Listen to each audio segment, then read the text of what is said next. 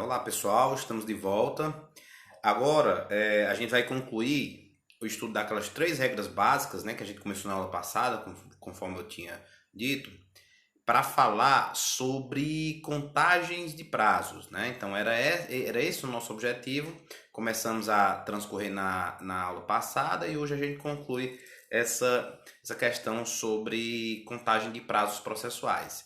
Então nós vimos na aula passada que para a gente dominar a contagem de prazos, primeira questão que a gente tem que fazer é saber, né, de acordo com o artigo 219, que nós só contabilizamos no prazo em dias os dias úteis. Num segundo momento, no artigo 224, nós percebemos que os prazos eles devem ser contados, excluindo o dia do começo e incluindo na contagem o dia do fim. Então a gente vai ver agora o artigo 231, que trata sobre as regras do dia do começo do prazo. Diz quais são os dias do começo do prazo. Eu já sei que não se conta o dia do começo, mas inclui isso do fim. Porém, quais são os dias do começo do prazo? Esse é o objetivo agora do artigo 231. E logo que a gente falar sobre esse artigo 231, a gente vai fazer alguns treinozinhos também de contagem, numa espécie de calendário que eu coloquei no próximo slide, ok? Então vamos lá. Salvo disposição em sentido diverso, considera-se dia do começo do prazo. Então, o que o 231 faz é trazer, conceituar para a gente quais são os dias do começo dos prazos de um modo geral. Então, vamos lá. 1. A data de juntada aos autos do aviso do recebimento, quando a citação ou a intimação for pelo correio. Conforme a gente vai também em aulas futuras estudar, né, os atos de comunicações processuais, a gente vai ver que a citação é o ato que convoca o réu a participar do processo. É através da citação que o réu ele é incluído oficialmente dentro do processo. E aquela relação processual que inicialmente só existe entre o autor e o juiz, agora traz também o réu e ali forma o triângulo da relação processual. Então, essa é a ideia da citação. A citação, existem várias formas de ocorrer a citação. A forma usual, a forma comum, a regra geral é que a citação ela seja feita por correios, por correspondência enviada pelos correios. Quando a correspondência é enviada pelos correios, vai, né, dentro do envelope, obviamente, o mandado de citação, junto com cópia da petição inicial. Isso é entregue pelos correios em mãos à pessoa que deve ser citada, tem que ser entrega pessoal, e essa pessoa, a não ser que ela viva em condomínio fechado ou apartamentos que tem um porteiro, aí pode ser através do porteiro, mas se não, se ela morar numa residência onde não tem um porteiro especificamente, ela deve receber essa correspondência em mãos. Ela assina um negocinho chamado de aviso de recebimento, que vocês já devem conhecer o que é. Esse aviso de recebimento é uma espécie de comprovante, informando lá com a assinatura da pessoa e com o preenchimento feito pelos correios, que aquela pessoa naquela data recebeu aquele envelope, aquela carta em mãos. Esse aviso de recebimento ele é devolvido para o remetente da carta, ou seja, ele é devolvido para o Poder Judiciário. Devolvido ao Poder Judiciário, o Poder Judiciário tem que pegar esse comprovante e juntar no processo. Ele tem que colocar aquele documento comprobatório no processo. Isso é o que a gente chama de juntada, né? A juntada é quando a gente anexa ao processo documentos. Quando era físico, isso era perfurado, colocado, né, dentro do processo. Agora, como é digital, isso é digitalizado e o arquivo digitalizado ele é também juntado ao processo, é anexado ao processo, né? Eventualmente, as intimações podem ser feitas por carta. Vocês vão ver depois que não é comum a intimação ser feita por correspondência, mas pode acontecer. E se acontecer, essa regra também serve para a intimação. Então, o que é que diz? A data da juntada aos autos do aviso do recebimento quando a citação ou a intimação for pelo correio. Imagina uma situação em que não é possível a realização de uma audiência de conciliação ou mediação, em virtude da natureza do que está sendo discutido. Nesse caso, o réu ele vai ser citado já para se defender. Então, quando o réu for citado, essa citação já serve para ele se defender. Quando é que começa a contar o prazo para ele se defender? quando o comprovante de citação, o AR, ele é juntado aos autos do processo. Só ali é que é considerado o começo do prazo. Entenderam? Eu vou tentar aqui dar um exemplo utilizando o calendáriozinho que está aqui à disposição de vocês no slide também, só para a gente exemplificar. Só para a gente ter uma noção melhor disso aqui, né? Imagine o seguinte, no dia... não sei se vai dar certo esse exemplo aqui pelo prazo. Eu não estou lembrando aqui qual foi a data do carnaval. Não estou lembrando qual foi a data do carnaval. Vou tomar como referência que o carnaval tivesse acontecido no início do mês. Creio que o carnaval tenha sido dia 17, 18. Acho que foi essa data aí. Enfim, eu vou chutar aqui que o carnaval foi nesse ano 17, 18 e 19, quarta-feira de cinza, o período do carnaval. Então vamos fazer o seguinte. Vamos imaginar que a carta foi enviada para o endereço do réu, para ele fazer a defesa dele, né, comunicando o processo e dali para ele começar a se defender. A carta foi enviada para o endereço do réu e chegou no endereço dele no dia 4 de fevereiro, que vocês estão vendo aí no calendário, que é uma terça-feira. Nessa data, o réu assinou o aviso de recebimento e os Correios levou de volta. Então, dia 4 foi o dia que ele recebeu a comunicação da citação. Ele recebeu essa carta. No dia 12 de fevereiro, que foi uma quarta-feira, essa carta foi devolvida ao Poder Judiciário no dia 12. Então, chegou de volta essa carta ao Poder Judiciário no dia 12. Porém, o Poder Judiciário, como estava aí véspera de carnaval, né, levando em conta que o carnaval tenha sido realmente dia 17, 18, 19, que realmente eu não lembro, imagine que dia 12 recebeu essa carta, só que houve o carnaval e somente no dia 28 de fevereiro foi que aquela carta foi juntada aos autos. Aí eu pergunto a vocês o seguinte, quando é que vai ser o último dia do prazo de 15 dias úteis para o réu fazer sua defesa? Vamos lá, Jânio. Tu disse que dia 4 foi o dia que ele recebeu a carta na casa dele, né? E ele assinou o AR. Sim. Dia 12 o AR chegou de volta lá na justiça, certo? E dia 28 foi quando a justiça juntou aos autos o comprovante, o AR, não é isso? Isso. O que importa para a gente é aqui, ó, voltando para o 231, inciso 1º.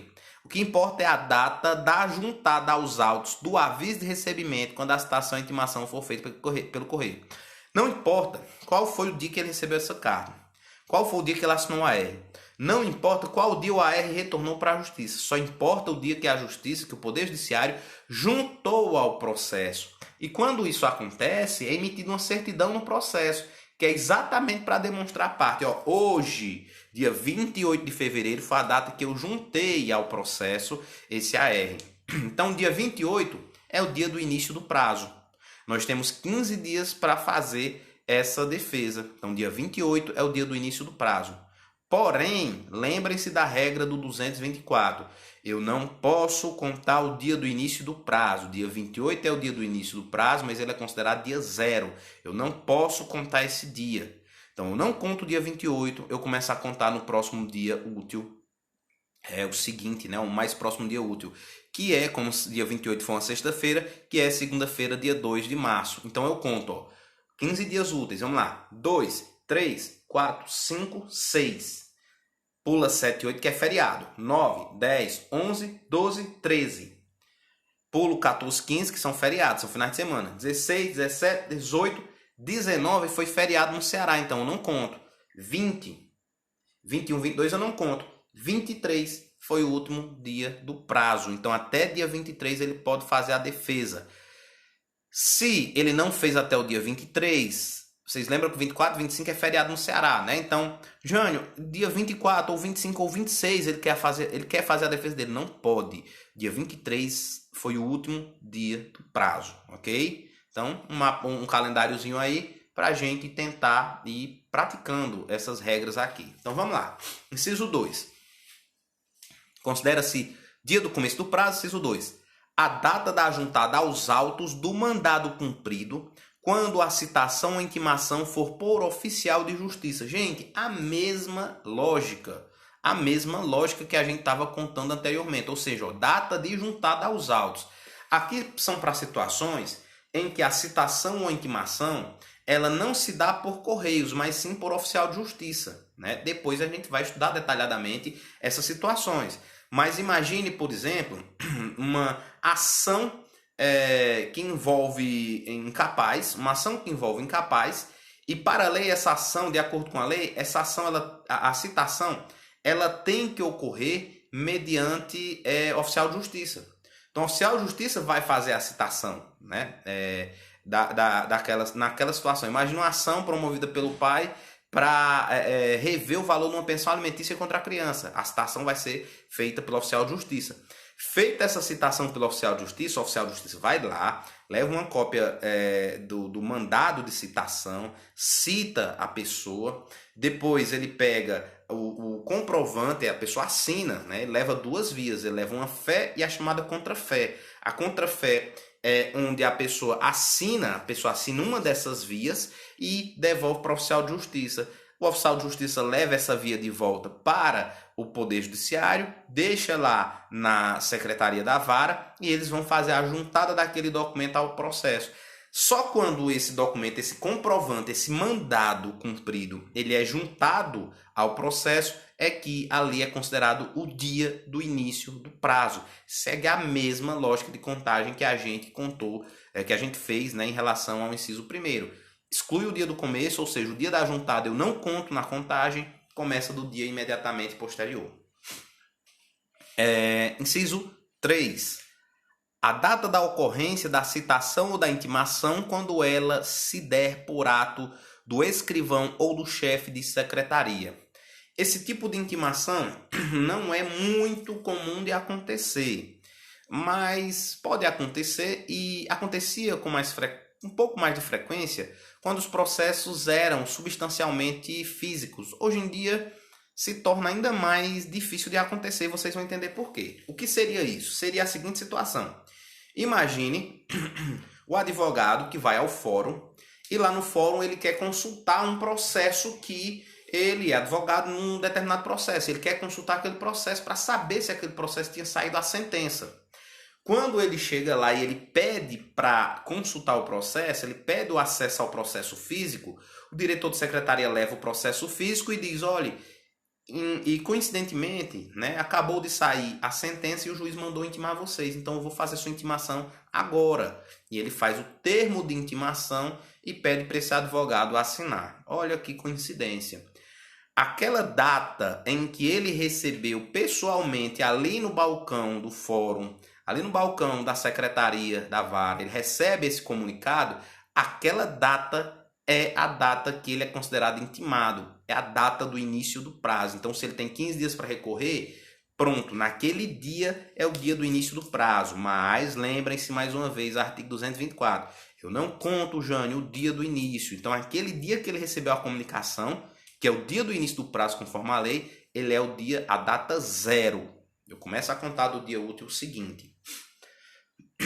4. O dia útil seguinte ao fim da dilação assinada pelo juiz quando a citação ou a intimação for por edital. O dia útil seguinte ao fim da dilação significa prazo, assinado pelo juiz quando a citação ou a intimação for por edital. Mais uma situação aí de citação e intimação, uma das modalidades, a citação ou intimação feita por edital. Eu vou rapidamente explicar para vocês como é que seria isso. Quando é que aconteceria isso? É assim, ó. Imagine que você quer processar uma pessoa, mas você não sabe o endereço dela. Você não sabe. Eu posso processar mesmo sem saber o endereço? Claro, você não vai ficar no prejuízo. Você entra com ação contra essa pessoa e você solicita ao juiz que realize diligências para descobrir o endereço desse réu. O que seriam essas diligências? Que ele oficie, por exemplo, cartório eleitoral, para saber o endereço cadastrado daquele réu, que ele oficia a Cefaz, a Receita Federal, enfim. Ele oficia repartições públicas, ele oficia empresas prestadoras de serviços de água, luz, telefone, etc., para que alguém informe algum endereço atualizado daquela pessoa. Imagine que essa busca deu resultado negativo, zero, ninguém sabe o endereço daquele indivíduo. Aí a citação ela tem que ser por edital. Como é a citação por edital? Resumidamente, o juiz publica um edital, uma comunicação no Diário Oficial do Estado. Também ele pega esse mesmo edital e ele divulga dentro do próprio prédio do fórum. E essa comunicação é mais ou menos nos seguintes termos. Mais ou menos assim, né? De forma resumida e simplificando para a gente compreender. Cite-se fulano de tal por edital, edital que deve ter o prazo de tantos dias. Após esse prazo de tantos dias, a pessoa será considerada devidamente citada. Essa pessoa, a citação por edital, ela parte de uma presunção legal que a pessoa teria visto esse diário oficial, que teria lido esse edital publicado no diário oficial e que teria tomado conhecimento, nesse prazo que o juiz deu, da ação contra ele movida. Então, essa seria a ideia. É claro que é uma situação extremamente hipotética, que na prática raríssimas ou quase ninguém lê um edital, quase ninguém lê um diário oficial, quase ninguém toma conhecimento. Mas é uma forma que ela encontrou para, de certa forma, não prejudicar o autor, dar acesso a ele à justiça e criar pelo menos um instrumento que talvez funcione para citar esse réu. Inúmeras peculiaridades vai ter nesse processo em relação à participação do réu, mas a gente não vai discutir isso agora, não é o momento. Eu só estou querendo mostrar a vocês como é que eu faço essa contagem para começar a contar o prazo para o réu se defender. Então, o juiz ele vai fixar o prazo do edital, entre 20 a 60 dias geralmente. Vamos imaginar aqui, pelo nosso calendáriozinho aqui, um exemplo de como isso aconteceria. Eu vou desprezar aqui, gente, como no nosso calendário não tem a data do carnaval, e eu não sei qual foi a data exata, agora não lembro, eu vou desprezar os feriados aí do carnaval e vou desprezar os feriados do mês de março, já que não tem anotado aí. Vocês sabem que existiram. Na vida real, vocês iriam excluir os feriados. Eu não vou excluir apenas por uma questão de facilidade, já que aqui no nosso calendário não tem especificando os dias que foram feriados, tá bom? Então peço essa compreensão de vocês. Do dia 20 de janeiro, imagine o seguinte, não no dia 20, imagine que no dia 23 de janeiro, o juiz tinha, em virtude dessa realização da citação, dessa necessidade de citar o réu por edital, no dia 23 de janeiro, foi disponibilizado no Diário Oficial do Estado, eletrônico, o edital de citação, onde o juiz determina que aconteça a citação do réu, dando o prazo de 20 dias para isso acontecer. Então vamos lá, prestem atenção. No dia 23 de janeiro, disponibilizou-se o Diário Oficial onde tem esse edital. Disponibilizou-se. Vocês lembram que tem o dia da disponibilização, depois eu tenho o dia da publicação. Então, dia 23 foi da disponibilização na internet, lá do diário eletrônico. O dia 24 é considerado o dia da publicação daquele edital. O juiz disse que tem 20 dias para que ele seja considerado citado. Então, dia 23 foi disponibilizado o diário eletrônico. Dia 24 é o dia da publicação. O dia 24 é o dia do início do prazo para contar os 20 dias do edital. Mas eu não conto o dia do início. Então, eu não conto 24, eu começo a contar 20 dias a partir do dia 27, que é uma segunda-feira. Então, eu conto 27, 28, 29, 30, 31 de janeiro. 3, 4, 5, 6, 7 de fevereiro. 10, 11, 12, 13, 14, 17, 18, 19, 20, 21. No dia 21 fazem 20 dias. Repito, eu não estou considerando a existência do carnaval, porque nesse calendário não está expresso, eu não lembro. Finjam que não tem feriado nesses dias. Então, o dia 21 foi o último dia do prazo que o juiz deu de 20 dias para o edital. Isso significa que até o dia 21 é considerado o prazo para que ele seja reconhecidamente como citado. Vamos voltar aqui o slide, só para a gente novamente ler o que diz o inciso 4º. Será considerado o dia do começo do prazo o dia útil seguinte ao fim da dilação assinada pelo juiz quando a citação ou intimação for por edital. O dia útil seguinte ao fim da dilação assinada pelo juiz. Qual foi a dilação assinada pelo juiz? Qual foi o prazo do edital que o juiz determinou? 20 dias. Qual foi o último dia desse prazo de 20 dias? Foi no dia 21 de fevereiro. Foi o último dia, o 20º dia útil do prazo que o juiz deu foi dia 21 de fevereiro. Então, vai ser considerado o início do prazo para o réu se defender. O dia do início será o dia útil posterior. Qual o dia útil posterior ao fim do prazo do edital? Dia 24. Dia 24 é o dia do início do prazo para o réu se defender. Mais uma vez, lembra da regra 224. Eu não conto o dia do começo do prazo. Então, prazo de 15 dias para o réu se defender, eu tenho que começar a contar do dia 25. 24 é início do prazo, mas 25 eu começo a contar os 15 dias. 25, 26, 27, 28. Dia 2, 3, 4, 5, 6, 9, 10, 11, 12, 13, 16. Dia 16 de março seria o último dia para ele se defender. Essa situação do edital ela fica complexa porque a gente tem que contar 2 prazos. Prestem muita atenção nisso. A gente primeiro tem que treinar, tem que contar o prazo do edital para depois contar o prazo de defesa, né, quando há uma citação por edital. Então, essa é a ideia, né, do prazo, da contagem do prazo por edital, ok? Prestem muita atenção nisso. Voltando aqui à leitura 231, agora o inciso 5º.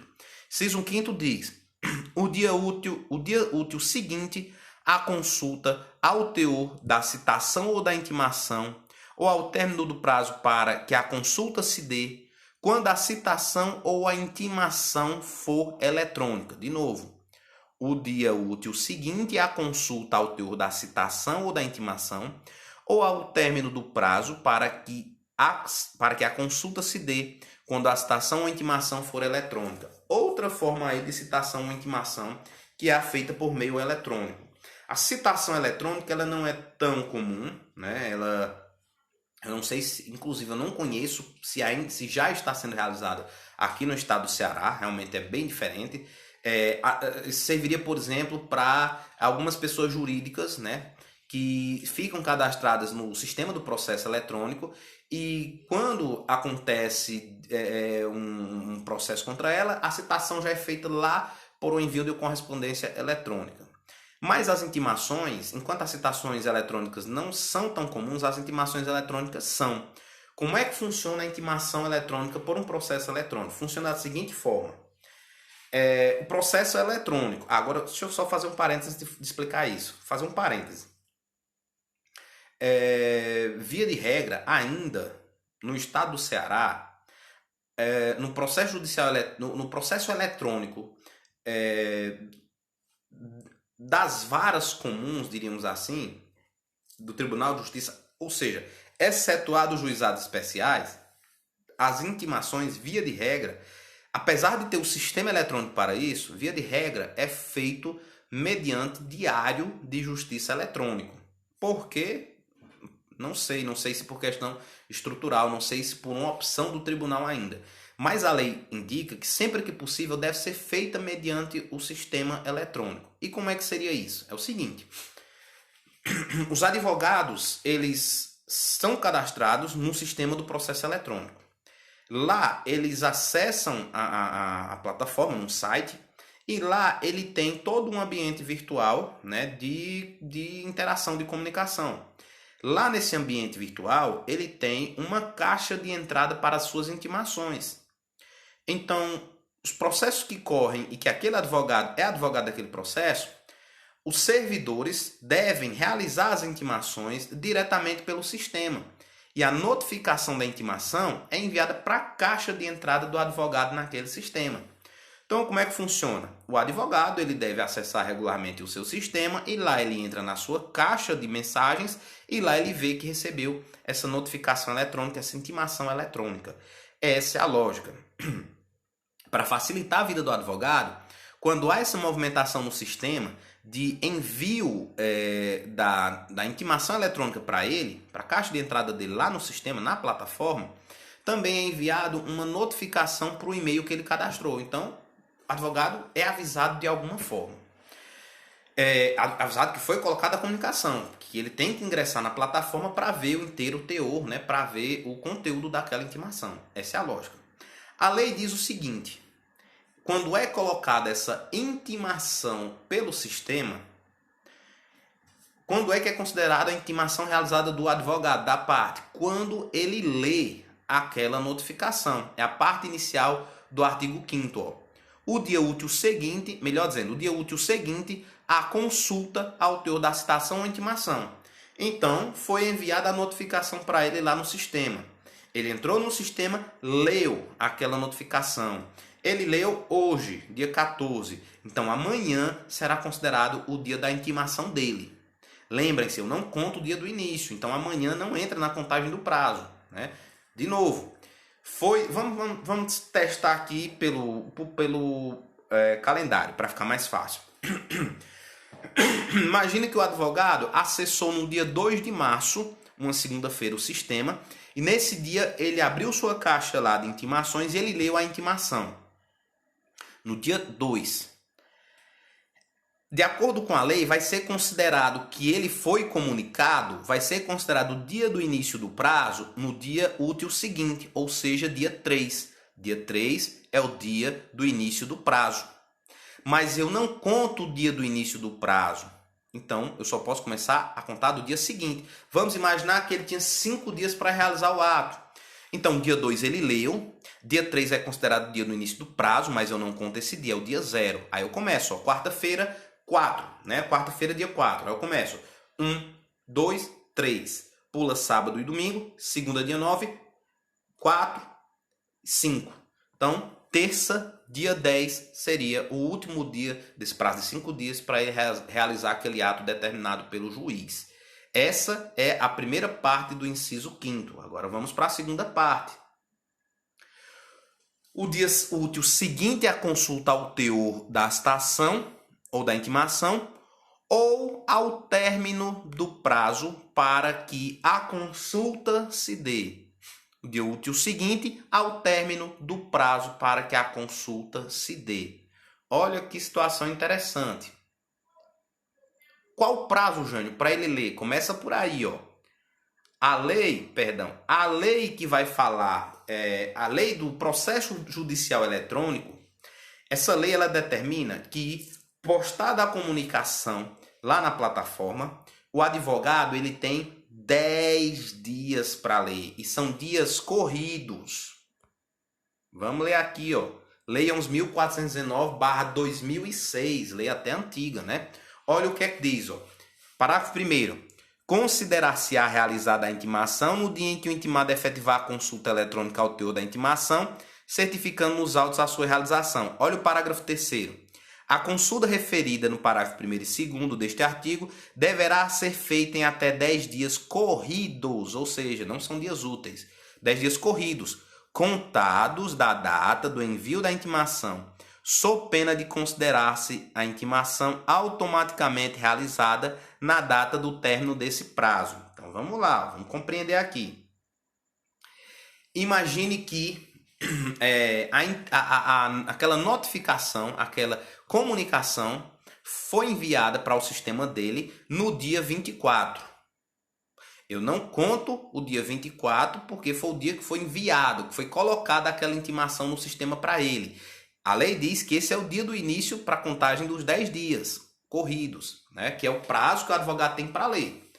Só que a gente sabe que a gente não conta no dia do início. Então, vamos imaginar que foi disponibilizado lá no sistema dia 24 a intimação para ele. O outro dia eu começo a contar. 10 dias corridos, não inclui, não pula final de semana, não pula feriado. Então, ó, dia 24 foi enviado para a caixa de mensagem dele. Pula esse seria o dia do início do prazo, mas eu não conto esse dia. Então eu vou 25, 26, 27, 28, 29, 1º, 2, 3, 4, 5. Contei com o final de semana. Até dia 5, o advogado tem que fazer a leitura dessa notícia. Jane, se no dia 5 ele não leu, olha o que é que diz de novo o inciso 5 do artigo 231. Será considerado começo do prazo, 5, o dia útil seguinte à consulta ao teor da citação ou o dia útil seguinte ao término do prazo para que a consulta se dê. Término do prazo para que a consulta se dê. Término do prazo para ele consultar seria dia 5, mas ele não leu. Então, o dia útil seguinte será considerado o dia da leitura, dia do início do prazo. Qual o dia útil seguinte? Dia 6.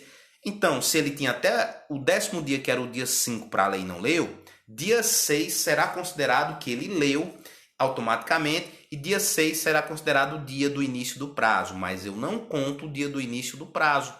Então, vamos imaginar que seria 5 dias para ele praticar um ato. Então, ó, foi disponibilizado, conforme a gente viu no sistema, lá para ele no dia 24 do 0. A gente repetir. Dia 24 foi disponibilizado no sistema. Começo a contar 10 dias corridos a partir do dia 25. 1, 2, 3, 4, 5, 6, 7, 8, 9, 10. Isso termina no dia 5. Dia 5 de março seria o último dia para ele ler. Ele não leu. Dia 6 é considerado o dia do início do prazo, é considerado dia, como se fosse o dia da leitura. Dia 6. Não conta o dia do início, pula para a segunda. Dia 9, 10, 11, 12, 13 é o último dia para ele praticar aquele ato que o juiz determinou. O juiz tinha dado 5 dias para ele. Então, essa é a ideia, né, da aplicação de prazos quando a gente está lidando com um processo judicial eletrônico, né? Então, assim, também, assim como o inciso 4, traz uma maior complexidade porque exige mais de uma contagem de prazo. Então, a gente tem que ter muita atenção nessas duas situações, ok? Inciso 6. A data da juntada do comunicado de que trata o artigo 232, ou não havendo esse, a data da juntada da carta aos autos de origem devidamente cumprida, quando a citação ou a intimação se realizar em cumprimento de carta. Aí, gente, não é correspondência, não é carta enviada pelos Correios. O que está falando aí é de um instituto chamado de carta precatória ou carta rogatória. O que seria isso? Carta precatória e carta rogatória são espécies de comunicação entre juízos de locais distintos. Por exemplo, existe um processo onde está se discutindo uma ação de alimentos, por exemplo. A ação foi promovida pelo incapaz aqui em Juazeiro, mas o réu mora em Fortaleza. O juiz de Juazeiro, ele não tem a competência necessária para ordenar que o oficial de Fortaleza faça essa citação lá, porque essa citação ela tem que ser para o oficial de justiça. Se for uma citação por correio, por correspondência, não teria problema. Mandava a correspondência daqui de Juazeiro para lá, ele lia a correspondência, o Correios devolvia o AR, não teria problema. Mas aqui a questão é que, nesse caso específico que eu estou comentando com vocês, uma ação de família, a lei diz que a citação ela tem que ser por oficial de justiça, não pode ser por correios. Então tem que ser oficial de justiça. Eu não posso mandar o oficial de justiça de Juazeiro sair daqui e ir até a Fortaleza. Pensou no gasto, né? Já pensou também na infraestrutura que teria que ter o judiciário para isso? Não faz sentido. Então o que é que eles fazem? O que é que a lei prevê? Colaboração entre juízes. Então, o juiz daqui precisa que seja citado um réu lá em Fortaleza através de um oficial de justiça, ele envia uma carta chamada precatória, onde ele solicita que o juiz de Fortaleza colabore nesse sentido. Que o juiz de Fortaleza determine que um oficial de Fortaleza faça essa citação. Tudo bem. Feita a citação lá em Fortaleza pelo oficial de justiça, a vara lá, a vara do juiz que recebeu essa carta precatória cumprida, deve enviar uma comunicação eletrônica para Juazeiro avisando que foi realizada a citação daquele indivíduo. Quando Pode ser que, por eventuais questões, questões técnicas ou pelo volume de trabalho, pode ser que não envie essa comunicação eletrônica de que trata o artigo 232. Mas, obrigatoriamente, tem que devolver os documentos para o local de origem. Então, o mandado do oficial cumprido, comprovante da citação que o oficial realizou lá em Fortaleza, junto com o pedido, tudo isso é devolvido para Juazeiro, de novo para Juazeiro. Quando esses documentos são juntados ao processo aqui em Juazeiro, começa a contagem do prazo. É considerada a data da juntada, como diz aí, a data da juntada do comunicado ou da carta, é chamada de carta precatória ou rogatória, a data da juntada da carta no processo aqui da vara de origem, aqui em Juazeiro, é considerada essa data de juntada o início do prazo. É isso que diz o inciso 6º. Inciso 7º. A data da publicação, quando a intimação se der pelo Diário de Justiça impresso ou eletrônico. Isso a gente já viu anteriormente no artigo 224. Na realidade, o artigo 224, naqueles parágrafos 2º e 3º, ele acaba sendo meio que inoportuno. Em que sentido? Ele acaba antecipando o que poderia ter sido só disciplinado aqui no 231. Mas resumindo, essa regra vocês já entenderam. Essa regra, como é que funciona? Quando a comunicação ela é feita por diário oficial, nós temos primeiro, quando é eletrônico, a data da disponibilização. Depois da data da disponibilização, a gente tem a publicação, a data da publicação. A data da publicação é considerada o dia do início do prazo, mas eu não conto o dia do início do prazo e no dia útil posterior eu começo a fazer a contagem do prazo, né? Mais uma vez, só por amor à prática mesmo. Imagine que no dia 2 de março foi disponibilizado o diário eletrônico determinando a intimação da parte para apresentar testemunhas em 5 dias. No dia 2 de março foi disponibilizado. Será considerado no dia 3 de março o dia da publicação. Esse é o dia do início do prazo, de acordo com a lei. Mas eu não conto o dia do início. Então, no dia 4 eu começo a contar. 1, 2, 3, pula sábado e domingo, segunda e terça, completa na terça, o último dia do prazo. Até terça, dia 10, é o último dia do prazo para ele praticar o ato. Dia 11 ele já não pode mais praticar. Ok? E o último inciso, o inciso 7º. O dia da carga, quando a intimação se der por meio da retirada dos autos em carga do cartório ou da secretaria. Primeiro, o que é carga? Carga, gente, isso aqui se aplica aos processos físicos. Processos eletrônicos não existe mais isso. O que era carga? O que é carga nos processos físicos? É quando o advogado ele quer retirar os autos do processo lá da secretaria para ele analisar o processo no seu escritório. E pode, claro que pode, né? Então, quando o processo é físico, o advogado ele tem direito a fazer carga do processo, ou seja, carregar o processo consigo. Ele retira o processo, faz a carga. E o que é que diz o inciso 7, o inciso 8º, perdão?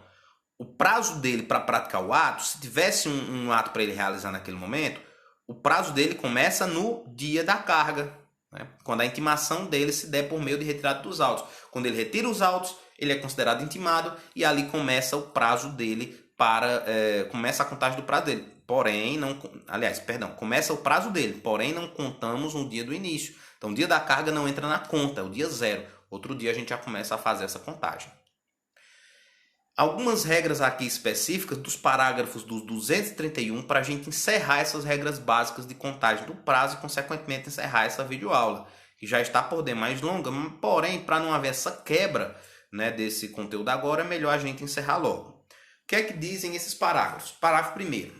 Quando houver mais de um réu, o dia do começo do prazo para contestar corresponderá à última das datas a que se referem os incisos 1 a 6. Vou dar um exemplo aqui no nosso calendário. Imagina uma situação que tem dois réus. O primeiro réu, ele recebe a correspondência no dia 5 de fevereiro. Assina o AR e os Correios devolvem no dia, entrega lá, pronto, ele recebe a carta no dia 5, os Correios estão muito diligentes, devolve no dia 7 para a vara. O segundo réu recebe a correspondência no dia 12 e no dia 14 é devolvido para a vara o AR. A juntada do AR do primeiro réu se dá no dia 21 e a juntada do AR do segundo réu se dá no dia 26. O prazo só pode começar quando os dois forem citados, quando o AR dos dois forem juntados ao processo. Por mais que um deles aconteceu a juntada no dia 21, o prazo para os dois só começa a contar a partir da juntada do último dos réus, o dia 26. Então, é essa a ideia desenvolvida aqui por esse parágrafo primeiro. Só posso começar a contar o prazo quando houver mais de um réu, né? O prazo para eles se defenderem, para eles contestarem, quando o último dos réus tiver sido já juntado o comprovante da sua citação no processo. Juntou o comprovante de citação do segundo réu no processo, do último dos réus no processo, juntou. Então, ali começa o prazo para os dois se defenderem.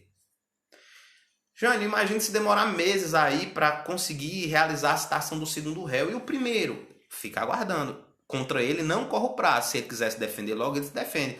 Mas o prazo dele só começa a contar quando o comprovante de citação do segundo réu for juntado ao processo. Uma regra interessante, né?